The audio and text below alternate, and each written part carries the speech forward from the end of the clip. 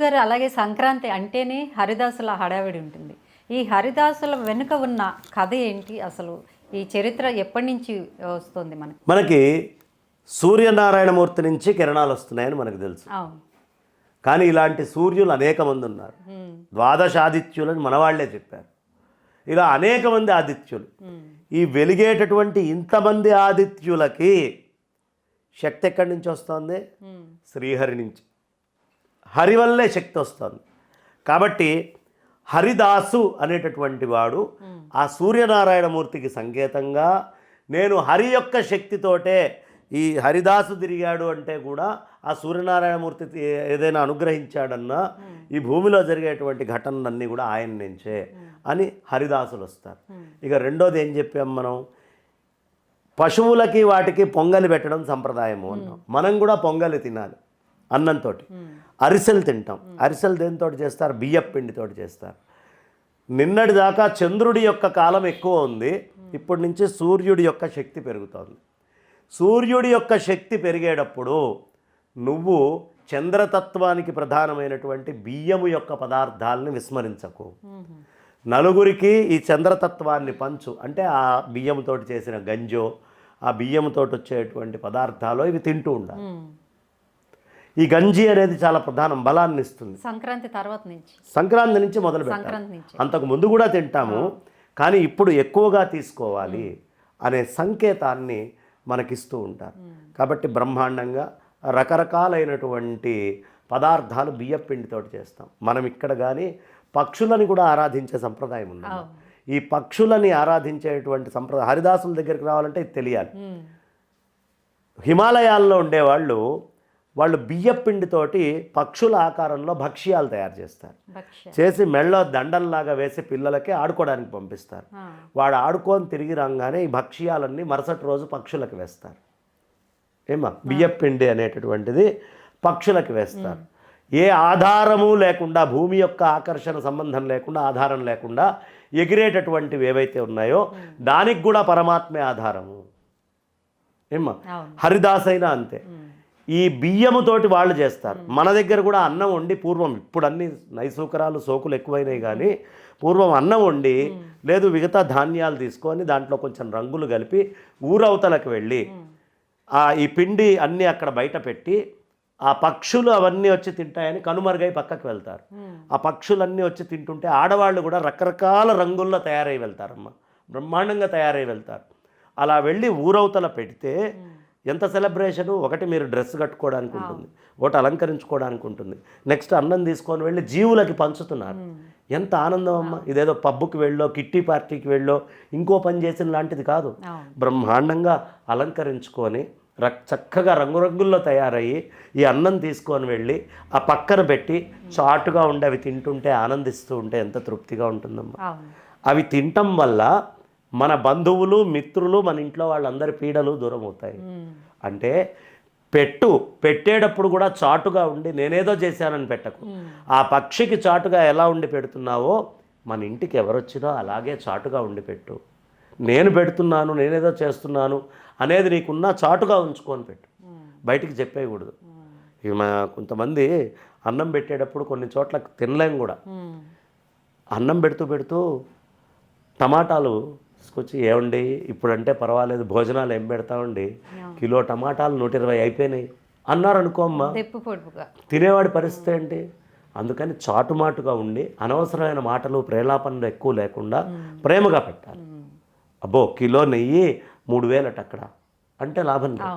కాబట్టి అలా జాగ్రత్తగా తీసుకొని వెళ్ళి వడ్డన చేయి, జాగ్రత్తగా పంచు, పీడల నుంచి దూరంగా ఉండు, ప్రేమగా ఉండు, అందరితోటి కలువు, ఆడవాళ్ళందరూ దగ్గరికి రావాలి, నా బంధువులు, మిత్రులు, కుటుంబం అంతా బాగుండాలనే సంకల్పంతో ఉండు.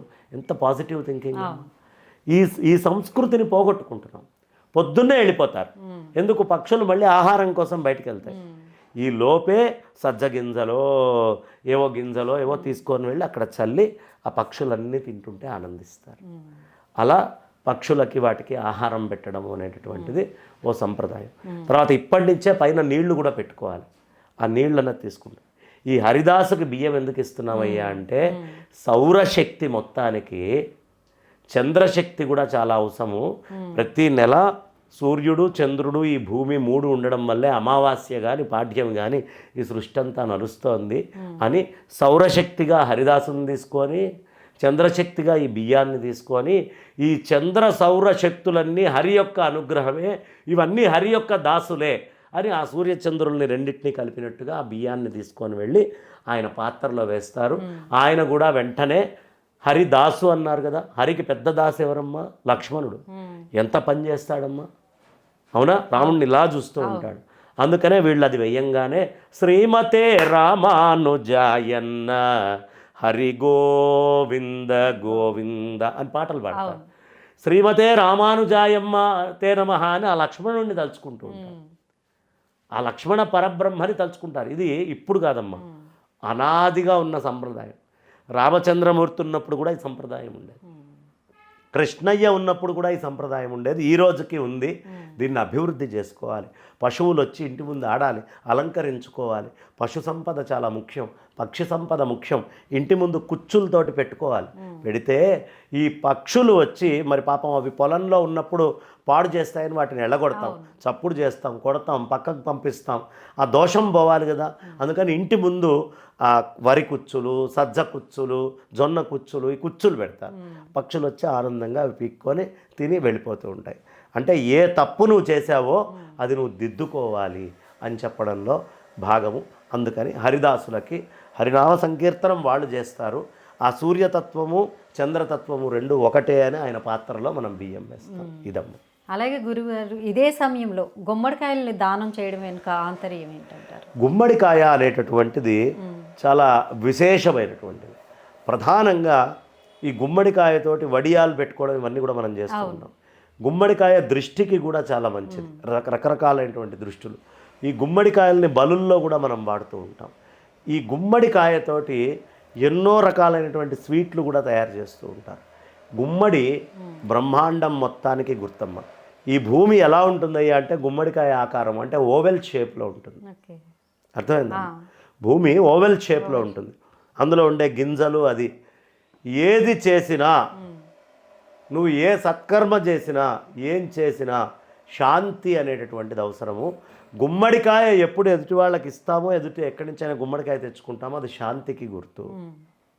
ఆ శాంతిని పంచుకోవడం కోసం ఒకళ్ళకొకళ్ళు గుమ్మడికాయలను ఇస్తుంటారు. సాక్షాత్తు అమ్మవారే గుమ్మడికాయ. అది. ఇక కనుమ రోజు క్రతువులు నిర్వహిస్తూ ఉంటారు, దాని గురించి కొంచెం. కనుమ రోజు చెప్పాక పశువులకే ప్రధానంగా చేసుకోవడం, పక్షులని ఆరాధించుకోవటం. ఈ సంక్రాంతి రోజు పెరుగు దానం చేస్తాము. అలాగే కనుమ రోజు రాగి పాత్రలు, రాగికి సంబంధించినటువంటివి, ఇత్తడికి సంబంధించినటువంటి లోహాలని దానం చేసుకోవడం. కనుమ రోజు దుప్పట్లు, వస్త్రాలు లాంటివి దానం చేయటం. ఖచ్చితంగా దానాలు చేయాలమ్మా. ఎందుకు? పొద్దున పూట ఎండ ఉండి రాత్రి చలి వస్తుంది, ఆ చలి భయంకరంగా ఉంటుంది, ఎక్కువ కొరికేసే చలి వస్తుంది. ఎంతమంది ఏ ఇబ్బందుల్లో ఉన్నారో తెలియదు. అందుకని నువ్వు ఈ సంక్రాంతి నుంచి నీ శక్తి కొలది నువ్వు ఆ దుప్పటి ఇంట్లో కప్పుకుంటున్నావా, ఒక దుప్పటి ఎవరికైనా బయట ఇవ్వు. ఇలా ప్రతివాడు అనుకున్నాడు అనుకోమ్మా, ఎవరికైనా బట్టకి కానీ, తిండికి కానీ, వస్తువులకు కానీ లోటు ఉంటుందా? సమాజంలో నువ్వు బతుకుతూ ఎదుటివాడిని ఎలా బతికించాలి అని చెప్పేది మన పండగ. ఎవ్వడికి ఓ దుప్పటి కొనియటం అసలు ఇబ్బందే కాదు, అవునా కాదు? అలా ఇబ్బంది అయిన వాడికే ఇది కొనియాలి, వాడు కొనియకపోయినా పర్లేదు. కాబట్టి ఈ విధమైనటువంటి ధర్మాలు, దానాలు అన్నీ కూడా కనుమ రోజు చేస్తే చాలా విశేషంగా మనకి పెద్దలు చెప్తారు. సంక్రాంతి అంటేనే ప్రకృతిలో అద్భుతమైన వింతలు జరుగుతాయి. శివగంగా అనే క్షేత్రంలో ఇప్పుడు ఈ ఒక తొట్టి ఉంటుంది పైన కొండ మీద, 3000 అడుగులు ఎత్తు చిల్లర ఉంటుంది. ఆ కొండ మీద రాతి స్తంభం పక్కన ఉండే తొట్టిలో కేవలం మకర సంక్రాంతి రోజు 40 ఔన్సులు నీళ్లు ఊరుతాయి. ఆ నీళ్లను తీసుకొని సగం మైసూరు రాజు గారికి, సగం భక్తులకి తీర్థం కింద ఇస్తారు. అలా మన పంచాంగంలో రాసున్న దాని ప్రకారం మన భూమి మీద కూడా మార్పులు కనిపిస్తూ ఉంటాయి. అంత గొప్పది మన పంచాంగం. కాబట్టి బొమ్మల కొలువులు, బంధువుల్ని ఊరేళ్ళనివ్వకుండా ఉంచడాలు, వాళ్ళతోటి ఆనందంగా గడపడము, ఎడ్ల పందాలు పెట్టడము.